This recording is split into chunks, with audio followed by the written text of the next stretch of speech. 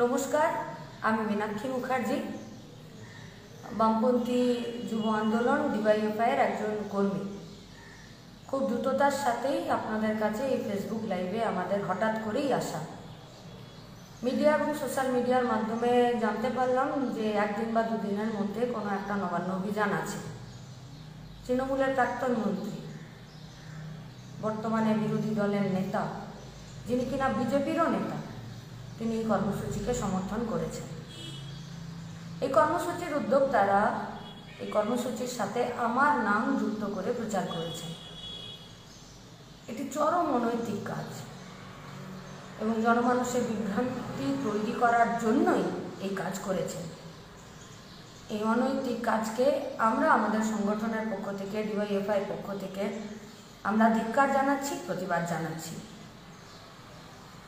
আজিকরের ঘটনায় 9 তারিখ থেকেই এসএফআই ডিওয়াইএফআই অ্যাডভা রাস্তায় আছে। আজকে গোটা রাজ্যের মানুষ, রাজ্য ছাড়িয়ে দেশ, দেশ ছাড়িয়ে বিদেশ এবং গোটা রাজ্যের মা বোনেরা আজকে রাস্তায় নেমেছেন নির্যাতিতা দোষীদের শাস্তির দাবিতে, বিচারের দাবিতে, দুর্নীতির বিরুদ্ধে। ফলত এই বিরাট লড়াইকে ভাঙার জন্যই এই ধরনের বিভ্রান্তি তৈরি করারই অপচেষ্টা থেকে তারা এই কাজ করেছেন বলে আমার মনে হয়।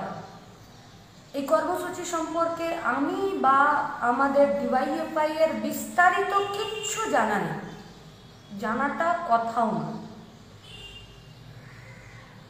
আমি বা আমাদের সংগঠনের কেউ ডিওয়াইএফআই এর, এসএফআই, অ্যাডভা বা কোনো বামপন্থী সংগঠনের এই কর্মসূচির সাথে কোনো যোগাযোগ নেই।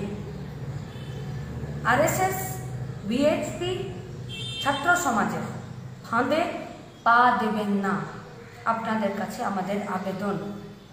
27 তারিখ গোটা রাজ্যে, জেলায় জেলায়, এলাকায় এলাকায় এসএফআই, ডিওয়াইএফআই, অ্যাডভা আরজি করের নির্যাতিতা দোষীদের শাস্তির দাবিতে এবং বিচারের দাবিতে এবং অবশ্যই দুর্নীতির বিরুদ্ধে রাস্তায় থাকবে। এসএফআই, ডিওয়াইএফআই নেতৃত্বে যে আন্দোলন কর্মসূচি 27 তারিখ থাকবে, সেই কর্মসূচিতে অংশগ্রহণ করবেন। এই আবেদন আপনাদের কাছে আমরা আমাদের ডিওয়াইএফআই এর পক্ষ থেকে আমরা রাখছি।